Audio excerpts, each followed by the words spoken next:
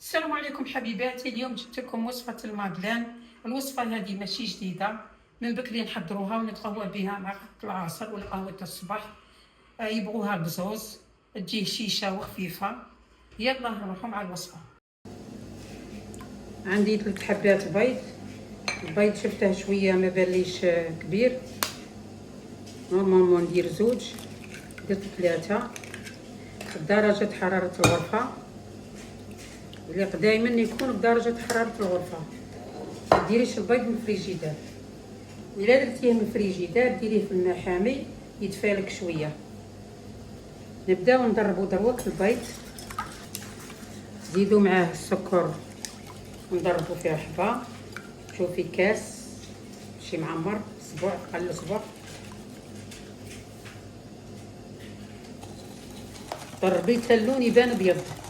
دروك نزيدو الزيت بالتدريج، درت عبر واحد قل صبع تاني بشويه. شفنا الخليط خلطناه حتى ولا ابيض. السكر والبيض ضربناه، شوفي كيطلع. دروك نهودو الزيت غير بشويه تدريجيا. دروك نزيدو الحليب ثاني عبر واحد كاس قل صبع. نفرغوه كاع. دروك نديرو النواشف، كاس تاع فرينه،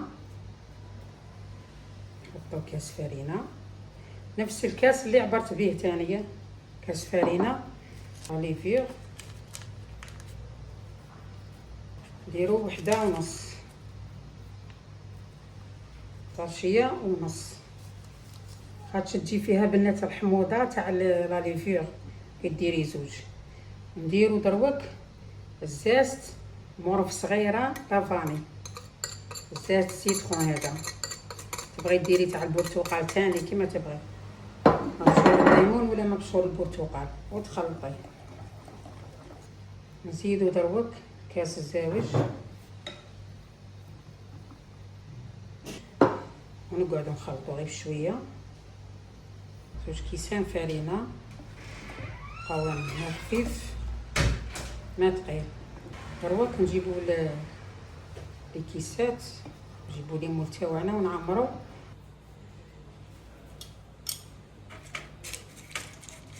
دروك نبداو نعمرو لي مول تاعنا. انا درتها غير هكا ربع ساعه ولا في الفريجيدار، شويه ريحت من تحت ماشي في الكونجيلاتور، درتها شويه ريحت ونعمر. نبدا نعمر مع الخليط تاعنا. شوف كي راه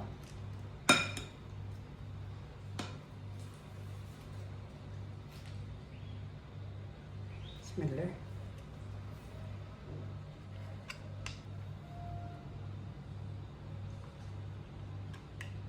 منعمروش حتى الفوق، نخلو هكا قد اسبوع باش تطلع.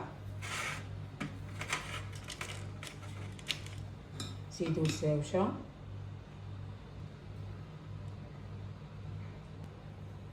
كما راكم تشوفوا عمرنا لي مول تاعنا هكا، خلينا شويه شويه باش كي تطلع. دروك ندوها للكوشه طيب. رانا شاعلينها من قدام، نبداو تحمى.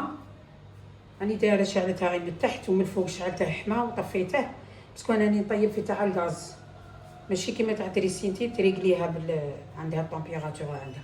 دروك طيب نتلاقاو من بعد. كما راكم تشوفوا حبيباتي المادلين تاعنا راه وجد. كما راكم تشوفوا نحلو حبه مع بعض.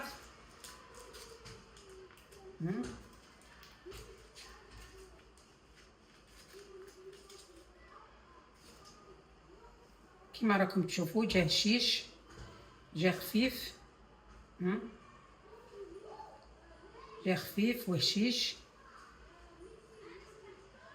جاي شاهي. والكميه هذه قطعت لي 22 حبه. الا عجبتكم الوصفه جربوها ودعمونا بالجيم والابوني. الى فيديو اخر ان شاء الله، والسلام عليكم.